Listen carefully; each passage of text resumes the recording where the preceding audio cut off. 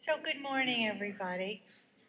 Thank you for being here and welcome to this first planning session of the master plan.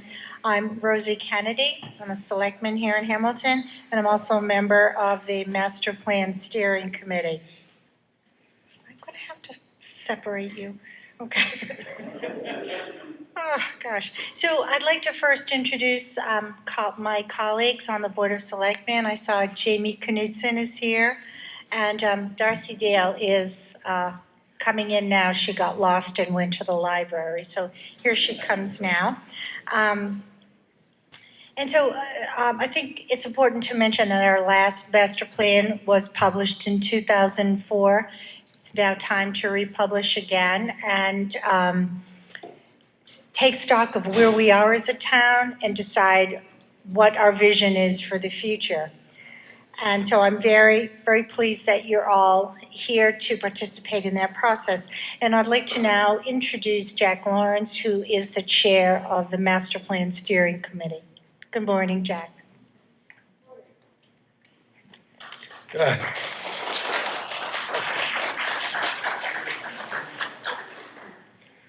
morning and welcome. As Rosie acknowledged, I am Jack Lawrence. I'm the chair of the Master Plan Steering Committee. I'd like to introduce the other members of this committee who are here to my right. Kristen Kasner is vice chair. Dana Alara, who is also the chair of the school committee. Emil Dahlquist, who is on the planning board. Rosemary Kennedy, as you've already met. Lauren Lynch, who's also the chair of the Conservation Commission. Rick Mitchell, also chair of the planning board and the Hamilton Development Corporation. Where is he? There he is. And Kristen Piper, who, along with Emil and Kristen, put all of this together, did all of the organizing, and for which they should get special thanks. Thank you very much. A quick clap for them. And last, but certainly not least, David Wanger from the Finance Committee, the Finance and Advisory Committee. Thank you for coming this morning. This whole master planning exercise is an effort to gather from each of you your thoughts, collective wisdom, and experience to guide how Hamilton will operate for the next 10 years. Many of you have lived in other places and seen other forms of governing. You have now chosen Hamilton as your residence and probably have thoughts as to how things could be improved. We want to hear from you and what you value, what you don't like, and how things might change during this and future sessions. Remember, you, the citizens of Hamilton, run this town. The select board isn't a collective mayor. It gets its marching orders from voters at town meeting. Showing up is not just welcome, but encouraged. By the same token, the mission of this committee is not to write the new master plan, though it can sit on the shelf. Rather, it will be a distillation of your thoughts and suggestions as the basis for a strategic plan going forward over the next 10 years. So please don't be shy. And I can say that we even have somebody from Wenham here this morning who was asked to speak, and you may hear about some good things from our neighbors down the road. This is a discussion. Keep in mind, Hamilton is faced with annual overrides going forward if we continue our present spending path. We need to change to accommodate evolving demands. The challenge will be to maintain or improve the quality of life we came here for. We will be following up these visioning sessions with a survey sent to every household to stimulate further discussion. Now yield the floor to Vice Chairman Kristen Kasner. Thank you. Good morning. Thank you, Jack. Want to thank all of you for being here on a Saturday morning. Happy November. And just want to also give you the lay of the land if you haven't been to the middle school for a while. Open seating here. Restrooms are out here to the right. Take a right. The Wi-Fi password, HW guest, password school days if you're interested. And also just want to say, I mean, Jack, our wonderful chair, said really what this means to the community, but it is the roadmap to our future and what we are here and how we experience this place of Hamilton. How do we add value of experience, monetary value hopefully as well, and really, you know, make this the best place we can for us as the Hamilton family that we all live here. With that, I do want to thank and introduce Weston and Sampson, who is our consultant on this project, and as well as Patrick Reffett, the planning director in Hamilton, working on this with us as well. Weston and Sampson, if you guys can just raise your hand while I say your name. So Weston and Sampson, Blake Martin, Jim Reardon, Brandon Kunkel, Laurie Cohen, and Lauren Shrunk. They will be here giving a presentation, moderating the breakout groups, and collecting all of the wonderful feedback you can give us to help guide our future. Thank you very much. And with that, I introduce Jim Reardon to tell us a little bit more about Weston and Sampson as a company as well. Thanks. Thanks very much, Kristen. My name is Jim Reardon. I'm a team leader at Weston and Sampson. I lead the planning group.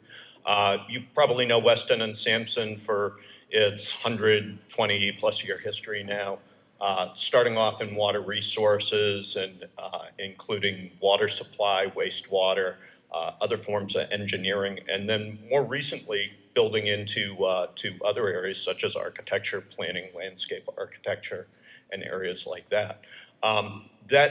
That I think is enough about Weston and Sampson because this is really about you guys. So,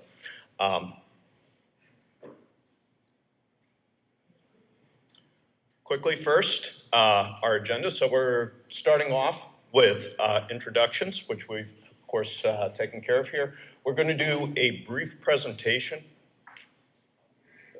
Beautiful, thank you so much. We're going to do a brief presentation. Sure. All right. So we're going to do a brief presentation about what master planning is and how that's, how that works for your community. And then we will get into the facilitation parts of this, the breakout sessions, where we're really gathering information from all of you. Now, Jack and Kristen and Rosie have all sort of, laid things out nicely. What we really want here is to hear from you folks. We want your ideas about what you like about Hamilton, what you'd like to protect, and how you'd like Hamilton to grow moving forward. A master plan is a tool for keeping that in place. And, it has a planning horizon of about 10 years, but it looks out beyond that. It looks out to about 2 decades. Every 10 years or so, master plans typically get updated, but they look out a little bit beyond that so that you're thinking strategically about what it is that you want to do as a community. And with that, if you could advance. So a little bit about what this workshop is. So this is a visioning workshop, of course. We're looking for your input. Why are we doing this? Well, we're trying to create a vision statement for the community, a shared vision statement for you folks as a community, and provide tools to help guide future decisions for the leaders of your community and for yourselves as you're moving forward with your day-to-day lives in Hamilton. And then the idea is, of course, that this supports the master plan and that as a result of the visioning that we're doing today, that we get good ideas moving forward, good strategy moving forward that informs the master plan and helps build a good statement of what it is that you want, for your community. Next slide, please. So what is a master plan? Well, it's a guidance document. It's a document that helps you understand, or helps anybody who is a reader of the master plan understand what it is that you want to do as a community. So it's a tool for you. It's also a tool for developers who come into town. It's a tool for the leaders in town. It's a tool for your conservation commission, for your planning board, for your board of selectmen, to help understand what it is that is wanted for the community, and so that there's, a common vision of the future. It's a tool that's used to help protect environmental resources. So the things that you know and love in Hamilton, that those things are laid out clearly in the master plan, and that whenever anybody refers to that document, that they can see clearly what it is that you're trying to protect and what it is that you're trying to do, and how the things that you want to do are going to be protective of the things that you want to protect. It's a policy document. So in some senses, it's almost regulatory, right? So while it doesn't have specific teeth associated with it, it does inform your regulatory, your enforceable regulatory policy moving forward. So your regulations about development, your regulations about public health, your regulations about how you protect environmental resources like wetlands and other things. Those things are all informed by the master plan. And if it's not in the master plan, it's really not something that you're supposed to be doing. So the master plan lays the groundwork, and all those policy documents get informed. And so the master plan in and of itself is also a policy document. It includes information about resources, the resources that you have in town, the open spaces, et cetera, but also the resources that you want to put forward, financially in order to implement this strategy, this policy that you've laid out. And last but not least, it's an important element of the community in that it provides a communal vision, and that, through work like what we're doing today, through workshops like this and other engagement processes, that the community informs the master plan. So it gets put together by folks like myself and Brandon and our team on your behalf, working with the Planning Commission. But it's really, we're intending to be a channel of what it is that you want to do in town. So we help you sort of with the technical aspects of it, making sure that it meets technical standards and things like that, that it has, sort of the state-of-the-art approaches in there. But we're listening to you, we're trying to listen to you to bring in the things that you want to make that all work properly for you. Next slide, please.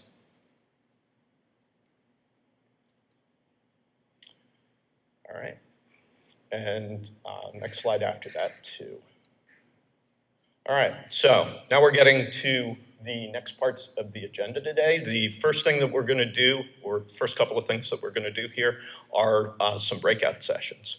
So we're going to do 2 breakouts, and I'll explain to you how those are going to work. We'll go over them each individually, and then we'll move forward with the breakouts. Following the breakouts, we'll have report outs after each one of the breakouts. We're going to be asking you folks, as the people who are putting together, who are working on the breakouts, at least one of you to volunteer to be a reporter on those breakouts. We'd like to hear back from you. Of course, if we get a bunch of shy people at the table who don't want to speak in front of crowds, that's okay. We can speak for you, but we'd really much rather have you do it. We're just there sort of facilitating, helping you along. And then at the end of the morning, we'll do another sort of report out, if you will, or discussion. It'd be an opportunity for you folks to tell us your observations about how the morning's gone and your thoughts moving forward, and to ask questions too. So next slide. All right, so the first breakout session is what do you want to protect? And I'm sure you've noticed already that there are maps posted around the room for each one of your tables. So The idea here is that we'll help you through the process of identifying what it is that you might like to protect as a group or individually. And you will give us that information back. You'll write that information down. That'll get posted on these boards. And then, like I said, at the end of that, there'll be a report out. So we have a specific process by which we're doing this. And if, by the way, you happen to be at a table where there isn't a map, if you could move to one of the tables where there is a map, that'd be good. So the first part of this, and we can do that in a couple of minutes. The first part of this is a brief icebreaker. So we know that a lot of you know each other, but there's also the possibility that you're sitting at the table with somebody that you don't know. So there's going to be an opportunity to introduce yourselves and to say something about what it is that you want to see out of this master planning process. The second part will be thinking about the kind of things that you'd like to protect in Hamilton. So you're going to take about 10 minutes on your own while sitting in your group, but on your own, brainstorming about those things, thinking about what it is that you would like to protect individually in Hamilton. And you write those down on a piece of paper or on the sticky notes that we have around. So you'll write down your 10 items on the sticky notes, and you'll have them ready to go so that you can post them on the maps. Following that, you'll post some of those ideas, and your facilitator will help you through this process, picking a couple from each person to post, and you'll get to pick your items. We'll go through and we'll talk about those items. We'll try and work on organizing them a little bit to see commonalities between some of the items that you guys have selected. So, you know, it's interesting when we do these kind of things. Some people come up with like these really unique ideas. Nobody else has come up with it before. Nobody else has thought of it. But a lot of people come up with similar ideas, sometimes identical ideas. It's surprising. You know, two people brainstorming will say they want to do virtually the same thing. We'll sort through those with you. We'll work with you to identify where there's commonalities and where there's uniqueness, and how we build that into, ultimately how we build that into an overall protection strategy. And then following that, there will be the report out. So the first step, of course, will be working with your facilitator or your facilitator working with you to help identify who that brave volunteer is going to be that's going to do the report out at the end of this breakout. And then we'll sort of move into the breakout session. So as a first step here, if I could ask folks who happen to be sitting at tables where there aren't maps, if they could move to tables where there are maps, that would be helpful. I think the maps are moving to the tables. Oh, are the maps moving to the tables? So, Well, there are still a couple. so there's 5 people. You guys go around, raise your hand. Yep. And then I'll tell people to find. So there'll be 5 groups. Yep. So. Yep. The facilitators from Weston and Sampson have already identified tables where they're going to be at, and they'll stand at their maps so that we can move forward with things.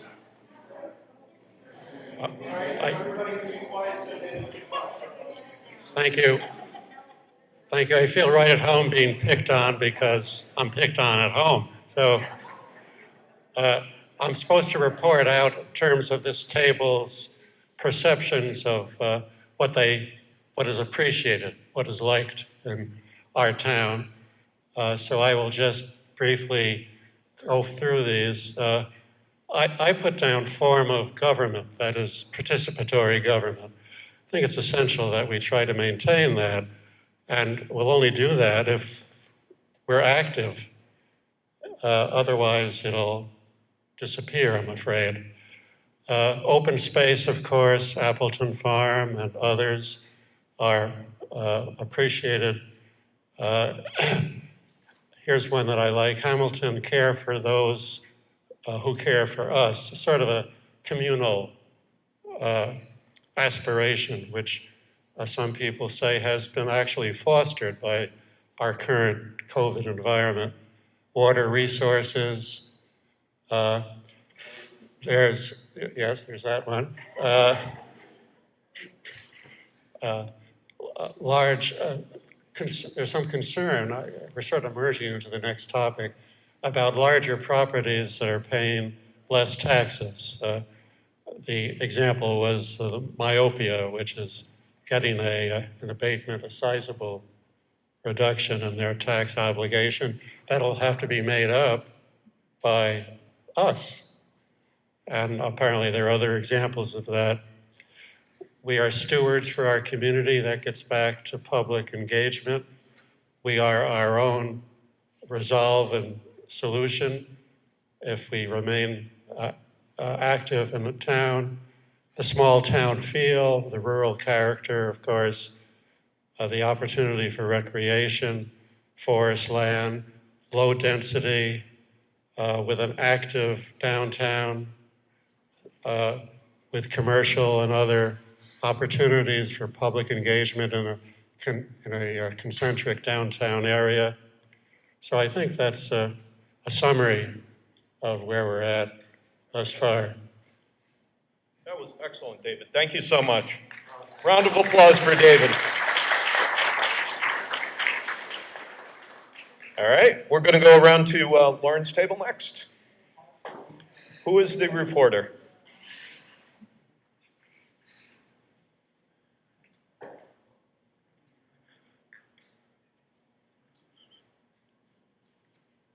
And if each of you as reporters could just say your names and introduce yourself that way. My name is John Despic. I think we covered a lot of the same ground, but there were some things which struck me, so I'll mention those as well. One of the specific questions was how can we address the needs of not the very young who need good schools, not the very old who need all kinds of care, but those, for example, in a higher middle group who are, for example, recently retired, in terms of activities. It could be discussion groups held in particular physical facilities. And that was, sorry? Okay, so one of the things we were talking about was the need to satisfy the newly retired, for example, who are not quite elderly yet, but who do like to get together and discuss different things or have groups which might be housed in a particular physical facility.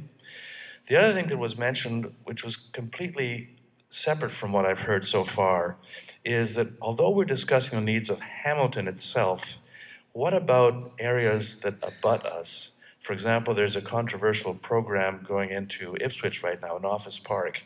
Do those people who live close to that area want to see an office park, even though it's outside Hamilton's purview? And is there a way that communities can participate in, even if it's an unofficial way, to express their views and share common goals for issues like this? What else? Activities, sports activities. Someone I know is very close to my heart, sitting right beside me, is a pickleball player and regrets the fact that we'd have no dedicated pickleball facilities in Hamilton. Yes, you can play pickleball. Yes, you can. No dedicated pickleball, no specific courts. So that's the kind of stuff we might want to consider because it's the fastest growing sport in America these days.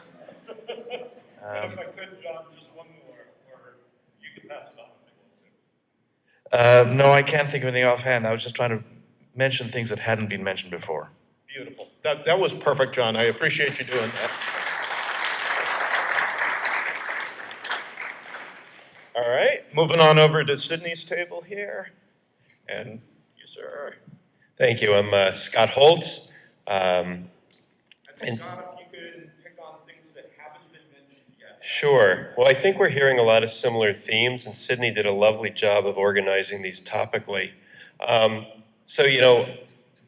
We touched a little bit on the adult programs and youth programs and the community house, which I don't think anybody mentioned, which is a really nice feature of the town. The library, another great asset that we share with Wenham. obviously the school quality. But just to reiterate, I can't read that one.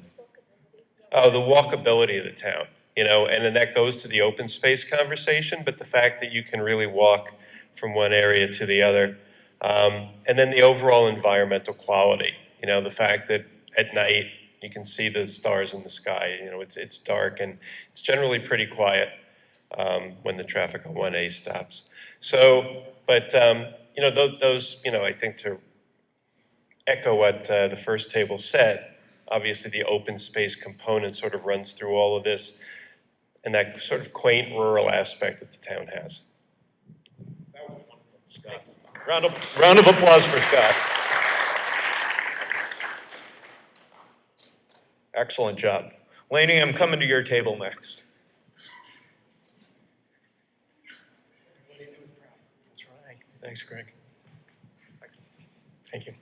Hi, I'm Bob Woodbury, a 40-year resident of Hamilton, and I grew up in Wenham, graduate of the Hamilton-Wenham Regional, so I'm the poster child for a townie. I had a great table, and I'm kind of the old man of the table, which is probably why I was designated as the speaker. But, one thing that I think about in Hamilton, and we didn't explicitly address it, but are the people in the town. It's just a great community. And this is a reminder of the high quality type of people we have in this town. So thanks to Jack Lawrence and the rest of the Master Steering Committee to putting this together. We talked about a lot of the same things that some of the previous speakers have mentioned, particularly great schools, open space, recreational opportunities, and maintaining those things going forward, all while balancing, the need for tax revenue to support that. So we're people who feel that development comes at a price. You don't want too much of it, but some may be required. There was also conversation about the attributes of living downtown in a higher density area where there isn't the need to develop land. You can walk, you can get to the train, you can experience the downtown feel. So that was important to a bunch of us. Is there anything I'm forgetting that anyone would want to add? I think those are the high points, so thank you. Excellent. Thank you so much, Bob. Round of applause for Bob. All right, and now we're moving over to Brandon's table next. Who do we have as the volunteer, the anointed one? Okay, you're up, sir. Okay. Jonathan Poor. We had a very animated discussion at our table. There were probably too many ideas to even record fast enough, but let me see if I can capture some of them. So one interesting theme that came out was sort of the relationship between downtown as kind of the hub, the heart, the sense of place, the sort of community connection, and the opportunity to really strengthen the downtown and support the businesses there and make a more cohesive and connected and vital downtown. So that was one theme. And then the other theme was not just open space in the town, but the fact that in the greater context from the Boston metropolitan area all the way out through the North Shore, what's unique about Hamilton is it's close to services, it's close to a major city. It has an amazing network of open space, not just open space, but a network of open space, and that network connects to other communities so that there's just a really, from the heart, the hub of the downtown outward through these connections, it's just a really great sense of place. It has a great, it's full of assets, and the question is how to strengthen those assets so that you preserve them, build the tax base, and don't unravel those things. So what was discussed in that sense was one aspect was what are all the ways that we can support downtown? What are the ways we can make it more cohesive and coherent? I told the story of my wife. I've only been here 7 years. I've used the open space for 50 years, but my wife took 3 years to discover that Railroad Avenue existed. So that's sort of there's an indicator of how we could make it more coherent and clear. And then there was another piece of it that Patton Park is another hub. It's almost like the equivalent of the town green, and to make that more cohesive and coherent and connected to the downtown. So that was some of the themes about sort of micro to macro. And then there were other important elements around smart growth and development, and the opportunity to balance our sort of density and growth incentives with thoughtful environmental protections and smart growth and low impact development techniques, so that we're doing it in a thoughtful and sustainable way. And then another theme was the challenge of how to incorporate and integrate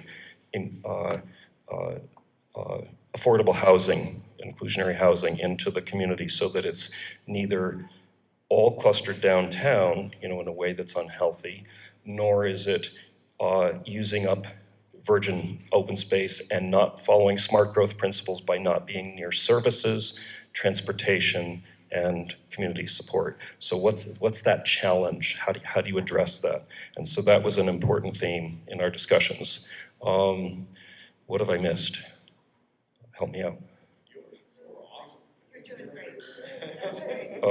So anyway, there's the highlights, but there were more. I think there were more ideas at this table than could be captured in the amount of time people could write. So thank you. Thank you. All right, we have one more table here, last but not least. Hi, Al DeGroot here. We also had a very vigorous discussion at our table, and many of the themes that have already been mentioned were obviously mentioned, but there were some twists to some of them. The open space, once it's gone forever. Once it's gone forever, we're like any other town. A lot of people said they came to town in use of the open space, but it isn't simply open space. It's open space with a rural nature, maintaining the rural nature of the town by keeping the open space, but also making sure that that goes throughout the town, not just in each of the places that it exists right now. Sustainability, water supply, global warming, and how we are going to react to that going forward, which again does tie to open spaces, water resources, those sorts of things.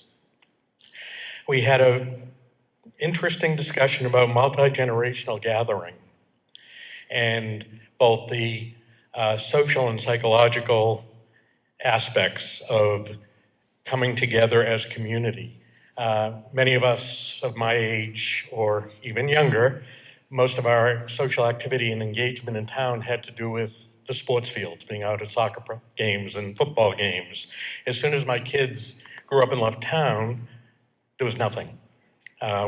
Figuring out how we can engage and why all of us that are me, continue to choose to stay in this town given the high taxes and what's maintaining that. So I know people at the table discussed the open space, they discussed the density downtown, we discussed making more comfortable places with shade trees and benches scattered throughout the higher density areas so that families, communities, people of all ages can gather, and creating activities. I brought up about meetups in the woods, having meetups with families with themes to get out and have multi-generational gatherings, which are happening right now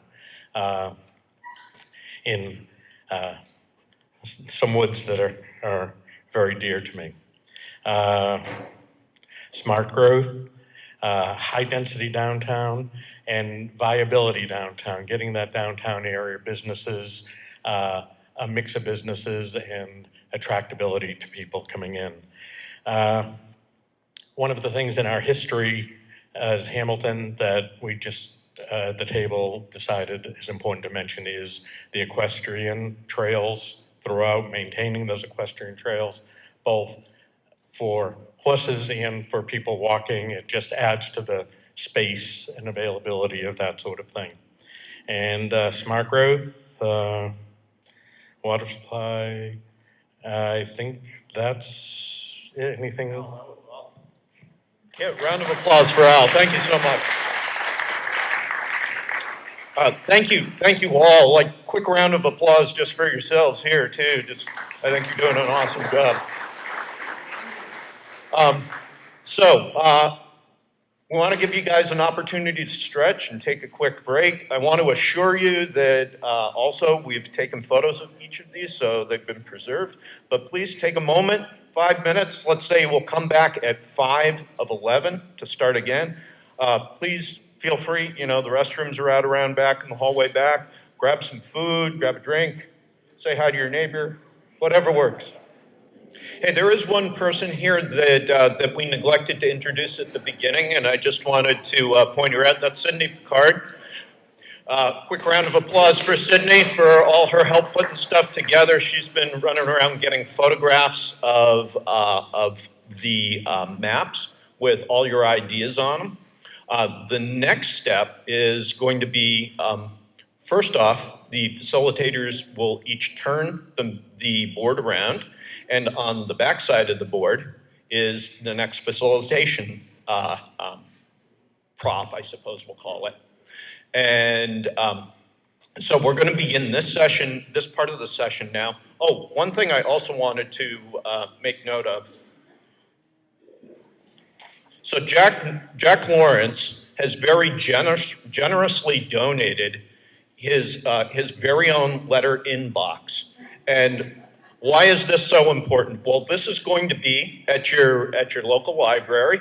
And for those of you who perhaps don't want to participate online by adding comments online, there is an opportunity to do that, by the way. It's noted at the bottom of the slide. But for those of you who don't want to do that or don't feel comfortable with the technology or whatever, you can fill out a form that shows your ideas of what you want to protect or what you want to grow moving forward. And you can just bring them to the local library and drop them in this inbox. And I believe it's going to be at the front desk of the library. And the librarian will be the caretaker of it. And this is the way that you can do this hard copy if you want. So round of applause for Jack Lawrence and his fabulous inbox. Inbox award for you, Jack. And just quickly, one other thing, there's some cards on your table, business card looking things. There is also in the front, that's the website for this whole process, and please visit that at your leisure at home. Thanks. Thanks very much, Kristen. Okay, so we're about to enter into our next breakout session. And like this past one, we've set up what we think is a pretty decent chunk of time for it, 40 minutes. We don't need to do the icebreaker anymore because you all know each other.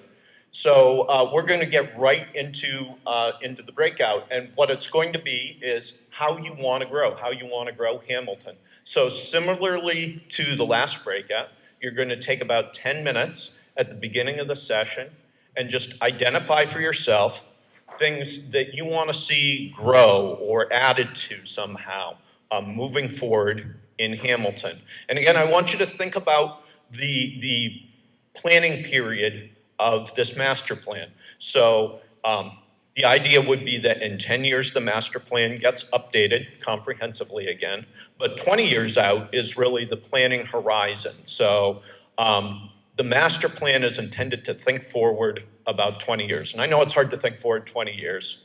We don't expect anybody to be prescient about these sort of things, right? But think about the sorts of things that you would like to see grow or added to in some way, enhanced somehow in Hamilton. And then we'll do the discussion, posting them on the board like we did before. So you guys are all aficionados now. You know exactly how to do this.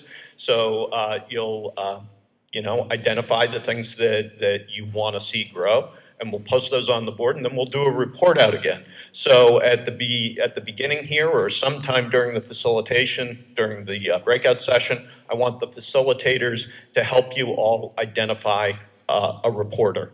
Ideally, it'll be a new reporter. Not that we didn't like the old ones. You guys were all great. That was fabulous. But, we want to give other people a chance to do it too. And, if we need to volunteer them, then we'll do that too. All right. So we will come back together here at about 20:12 for the wrap-up session. All right. Go to it.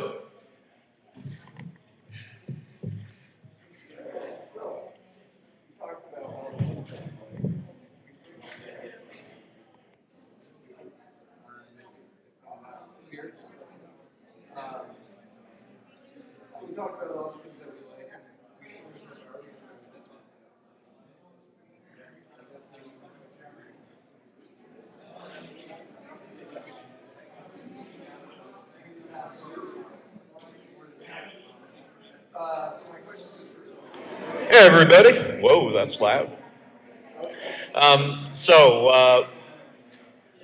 We're coming to the end of the breakout session, at least the discussion part of that, and we're gonna come back now to the front of the room so that we can begin the report out, and then we'll have an overall discussion of what we've done this morning.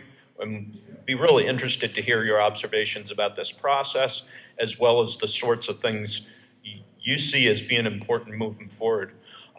Last time I started with my table. This time I'm going to do it the other way around, just to be a little bit different, right? So we're going to start with Brandon's table. Brandon, is there somebody who's...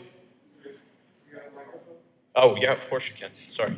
We're still lacking a speaker. Any volunteers? Dave conveniently ran away. I know. Dave was gonna do it, but he needed to get some coffee.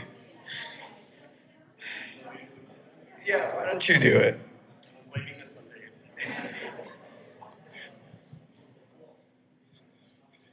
Dave Thompson's supposed to be doing this, but he ran away. So anyway, again, another wonderful animated conversation, way too much to write down quick enough. I think a theme that might have come up is more initially kind of like not just what to enhance, but how to enhance. And the theme that came up was a balanced kind of relationship between vision, being proactive about growth and enhancement, and being protective. So the regulatory and the sort of the policy making around growth, and being really thoughtful about what the relationship is between the vision and the management or control of that. And so, for example, to give some specific examples of that, right now downtown, we talked about last time, downtown is an awesome growth opportunity, and to just have zoning govern the growth of that is, in a sense, reactive. An alternative to that is a form-based code, which sounds like another rule, but it's actually a vision. It's a vision of what shape, and then the community builds that vision. What shape should the downtown look like? What should its relationship to the street be? What should its relationship to pedestrians be? What should it look like? And then that becomes, if somebody's building a business or converting a residence into a business, it's a prescriptive rather than a regulatory kind of vision. So that's an example of sort of the relationship between a vision and a regulation. Same theme came up in water resource management. We have a wonderful resource in the form of the North Coastal Basin to balance the the demands on the Ipswich River Basin? And can that be looked at in a visionary way, not just in a regulatory way?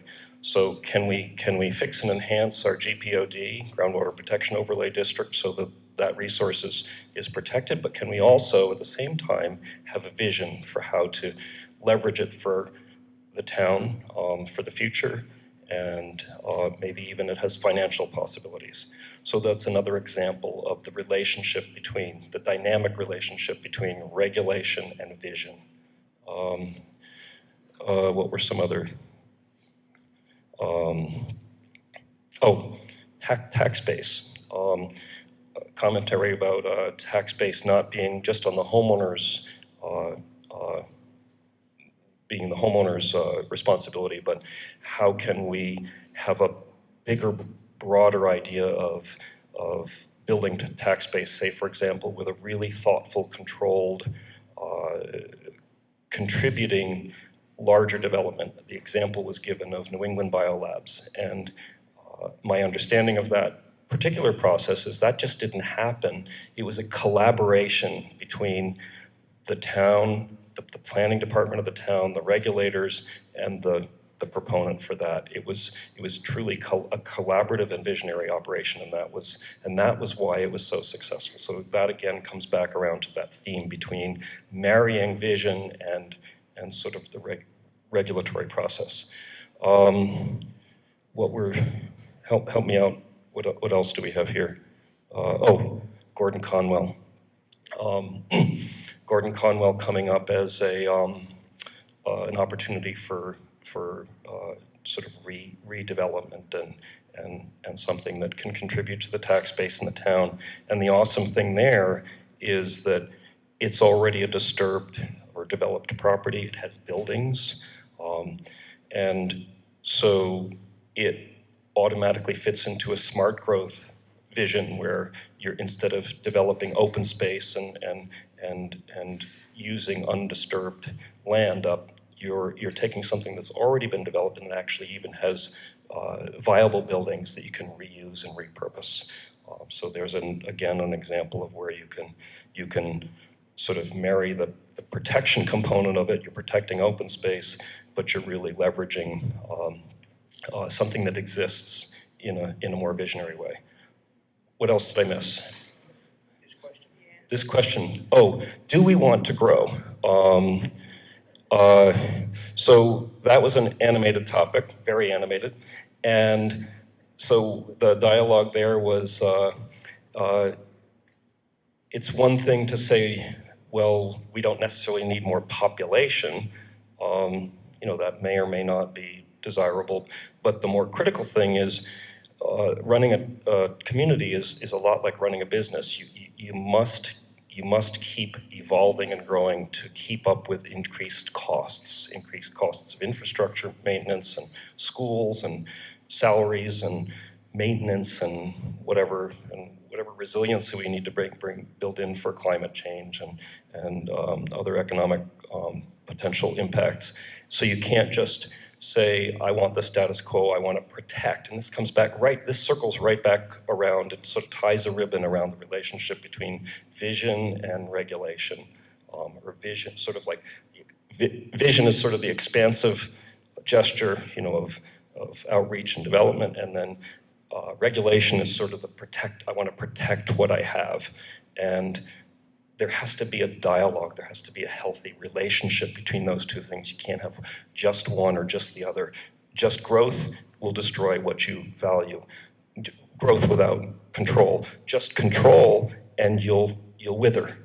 So there's the interesting balance that I think was talked about very eloquently at our table. So thanks to everybody who participated. Jonathan, thank you so much. Thanks for stepping in David's absence. We appreciate it. Lainey, Shelby, thank you. Hi, I'm Shelby Thompson, and our discussion centered around environmental planning and vision, multicultural vision, and infrastructure. I think we talked a lot about creating efficiencies, consolidating resources, but also creating opportunities to grow. Instead of the lofty ideas, we want to make sure that we codify, is that the word you used? Codify and create bylaws and incentives to make sure that our dreams are actually a reality. Specific ideas we had centered a lot about sustainability, lofty goal of becoming carbon neutral town. We talked a lot about solar, green energy, a dream of having the downtown utilities being underground. We talked about bike culture and fostering bike culture with bike lanes and people feeling safe doing that. Specific idea of having a pedestrian traffic light at the intersection of Bay Road and Railroad Ave by Connolly's and Talbot's. Let's see, we talked a lot about diversity and can we create diversity through food opportunities and the food options that we have downtown. What am I missing? Oh, affordable housing we talked about. Let's see. Oh, infrastructure. A dream would be to have a sewer system or some sort of updated system that would create opportunities for us downtown. Let's see. Oh, and consolidating the two towns in some ways, possibly, through public safety, I don't know, DPW, yep. And solar, we talked a lot about, can we create more solar opportunities and integrate this discussion with Wynnum and with our schools so our sustainability efforts are actually achievable versus in a silo where this is never going to go anywhere. An electric charging station for all the electric vehicles we're going to have in the next decade. Thank you. Round of applause for Shelby. Thank you so much. That was great. And now we're heading over to Sydney's table. Who have we? Wonderful. Hi, Christina Holtz. So between the two tables, I would say that we had similar discussions. So I'll try and pick out what hasn't been specifically mentioned. One theme that came from the discussion at our table was communication and communication between the town and town government with residents. And we talked about the lack of a newspaper or a way of getting information in a timely manner. So that's something that sort of informed the overall discussion at our table. But specifically, we talked about creating more affordable housing, senior housing. We talked about safer roads for pedestrians, bicycles, and people on horses. We talked about community solar participation. We talked about how some of the speed limits on our residential roads might need to be revisited to see if they really are in line with the use of the road. A weekly newspaper.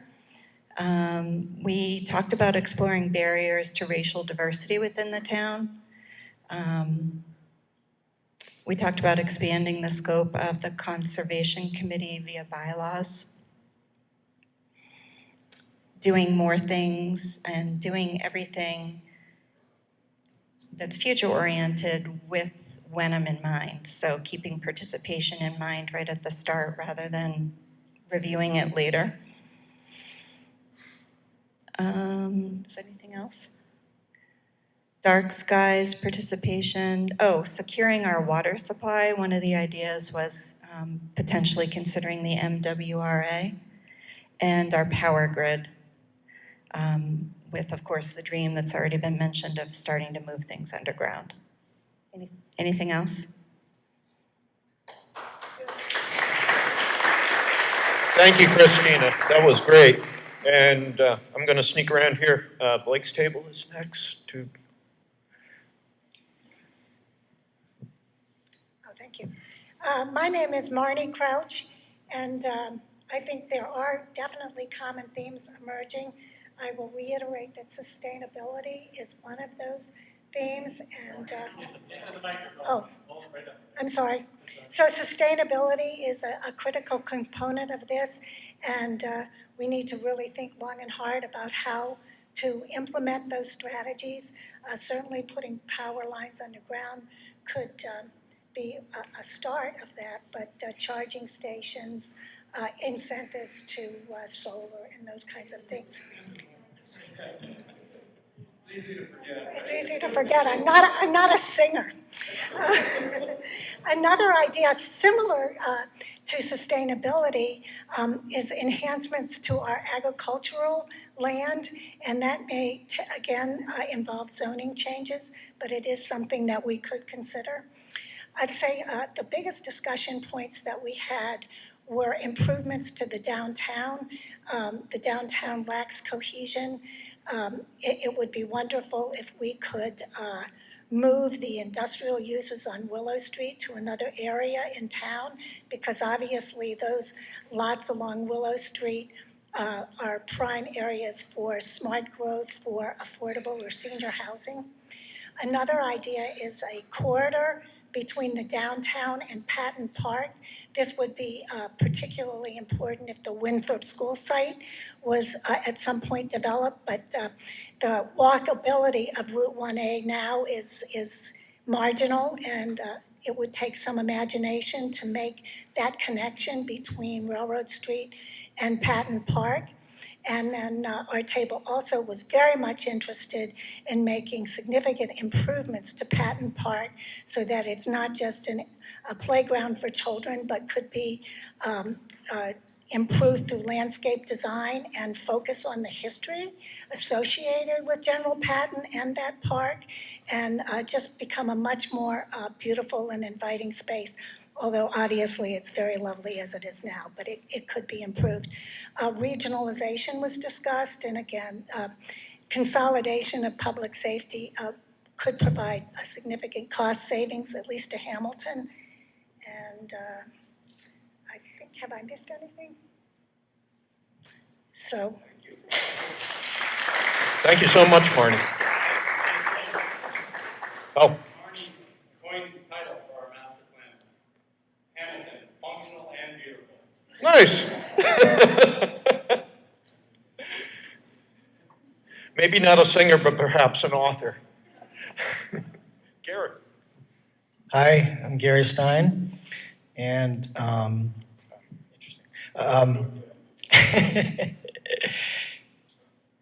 we had a lot of this similar topics come up. I think you've touched on probably 90% of what we came up with, but some of the things that I didn't hear was we had a lot of conversations about the town government and how it functions, and a participatory government is what we want, but there are things that people feel could be changed to give the people in town more control over how things are run and how things are developed. There was a lot of talk about the need for mixed use and affordable housing options, and not just for, to meet those minimums that we need to meet, but also so that people can stay in town. People are being priced out of living here, so we want to be able to have a town where the people who work in town, like wait staff or teachers or seniors, can stay in town. There were also a big thing that came up was more cultural and learning opportunities and events, places for people to gather and get together, especially for seniors, and things like downtown gathering spaces, and a variety of restaurants. And let me see.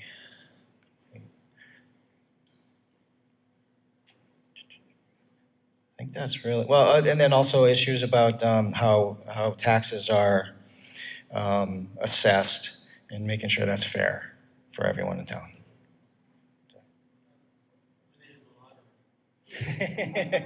Yeah, and winning the lottery. Yes, we all want to win a lottery. I think that's it. Thank you. That was great, Gary. Especially the part about winning the lottery. That was a really good one. All right. So first off, a round of applause for yourselves for, I think, what has been quite an excellent morning, and you guys have some great ideas about the plan moving forward. Let's see. So the next item that we have on the list is the discussion and wrap-up. And so really here we want to do a couple of things. We want to give you guys an opportunity to speak back to us a little bit, talk back to us, hear from you about what you thought about this morning, what you think about moving forward, observations that you might have about the process or about things that were brought up, and observations that you might have again about how to move forward are all really important, and we want to hear those. We do want to mention that there are opportunities to stay involved in this. See these QR codes at the bottom of almost everything that's been handed out this morning? That QR code will take you to the master plan website where you can give input. We're talking about ways to continue this conversation, if you will, continue this through an online format so that other folks can become involved too. We really appreciate that all of you have come out this morning, and I think one of the themes that I've heard is, this morning is inclusivity. The idea that we want, that you guys want to have lots of people involved in this process, that you want this to be a plan for your community. And obviously, not everybody in Hamilton could be here this morning. So there are, we want to provide opportunities for folks that weren't able to be here this morning to provide input. And so that's one of the ways that we're going to do it. But it's also going to happen through more events like this. So we're going to have additional events going forward as start to lose my breath when I have the mask on and I'm talking so much. Excuse me. So more events like this, that there are going to be more opportunities as we move forward with the plan, putting the plan together, working with you guys to put the plan together, to get your thoughts as we move through stages of plan development and move towards adoption of the plan overall for your community.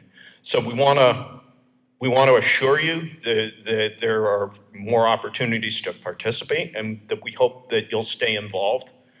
And bring your friends, tell a couple of people. I don't know, I think if I look around the room, folks are old enough to remember the Prel commercial where you say, I heard about Prel and then I told two friends and then they told two friends and so on and so on. Do that. All right. So with that, I'd like to give you all an opportunity to give us feedback again. What do folks think, again, about the process and maybe things that you might have heard this morning? I see one hand raised, so. And if you could please say your name, and I'm going to pass the microphone around too.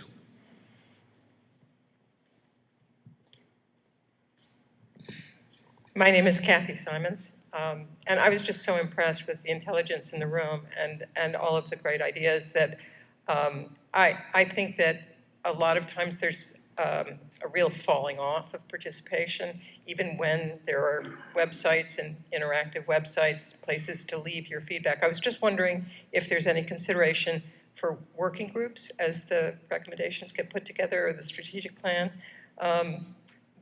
I also sort of wondered about, I think that's it, so that people could volunteer to be part of not another general visioning session, but maybe working on some specific aspects of a plan. Yep. Yeah. So, as part of the master planning process, I think we'll want to get feedback through methods like that. And, I think, of course, Jack. Sorry. Just, I'm sure you're all aware, but let me just reiterate that we do meet on an open, it's an open meeting basis. And on the town website, those meetings are listed, and they are open meetings where you can come and speak and so forth, and we welcome you to do so. We want all the input that we can get. This is really going to be your plan. It's not our plan.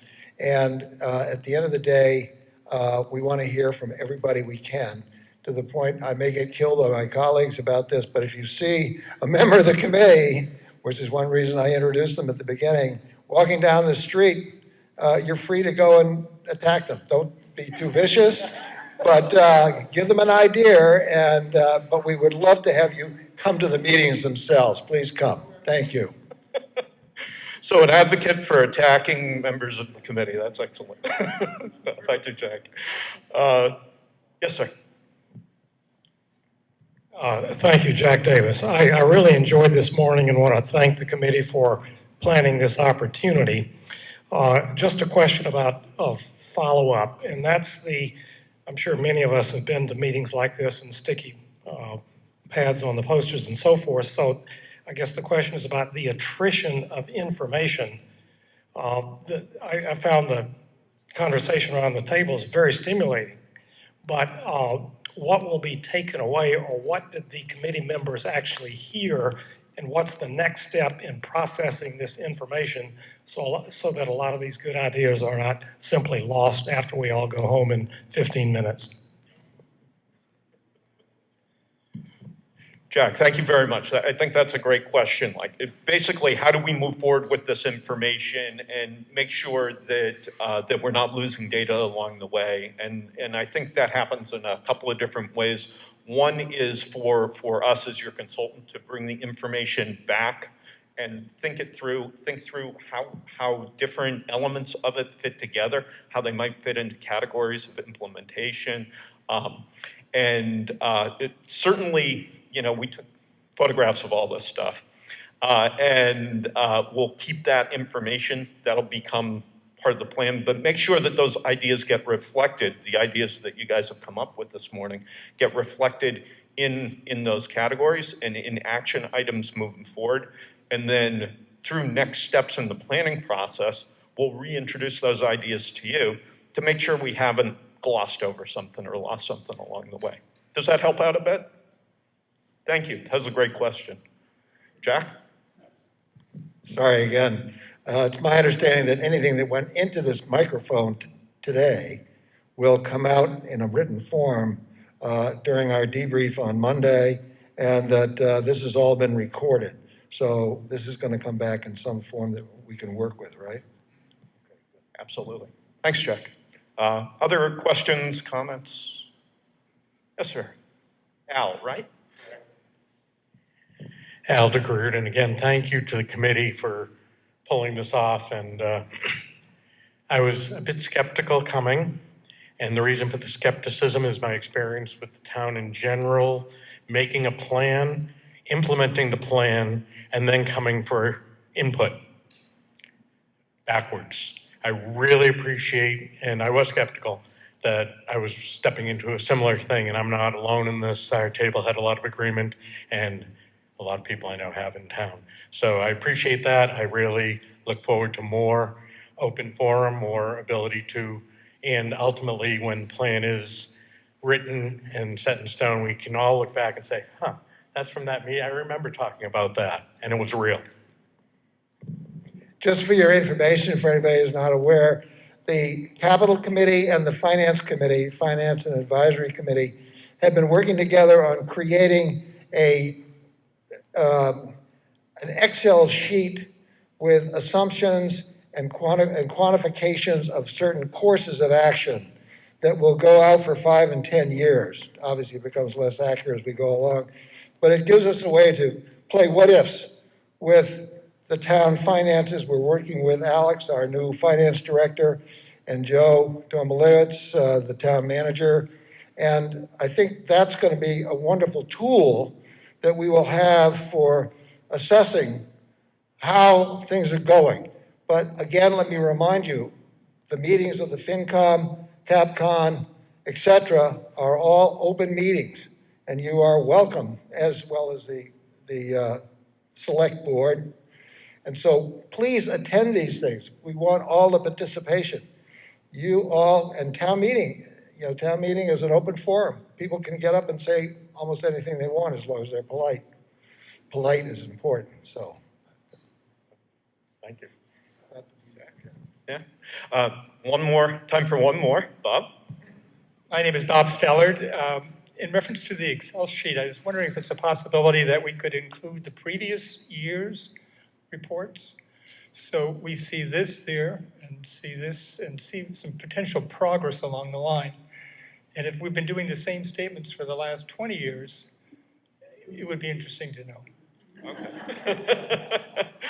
So Bob, I'm sorry, that was that the financial sheet? Say it again, please, if you would.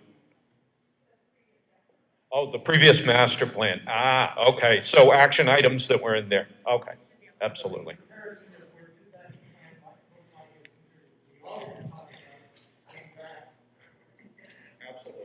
Part of the exercise, as we are planning it right now, is to take the survey that was done back in 2002, which has been all broken down by percentages of who favored to do what, and then we may edit that a little bit because it was quite an extensive survey, bring it down a little bit, but on a basis where we can get consistent results against those earlier measurements of what people thought was important in town, and use that as a trend analysis for the town to see what may or may not have changed over the course of that. So that's another exercise that is in train. Thank you, Jack. All right, so I think we are, Patrick had some? I simply wanted to close out this morning by thanking everyone for investing basically a half a day into your community. One of the most important things, and by the way, I'm planning and development director. One of the most important things that elected officials and staff officials like you come across is the participation of our community and what people find important and how we can take those kinds of benchmarks and work with them and integrate them into the future of our community. You've done that this morning, and I just wanted to thank everybody for doing that, and we look forward to your continued participation. I will tell you that we have a number of board and committee openings in town government and various committees, boards, commissions. If you want to really engage in the community, please, by all means, pursue those opportunities because you folks are leaders. Part of becoming a leader is to be interested. The fact that you're here this morning tells us all that, and I genuinely wanted to thank you all for that, and thank you for coming today.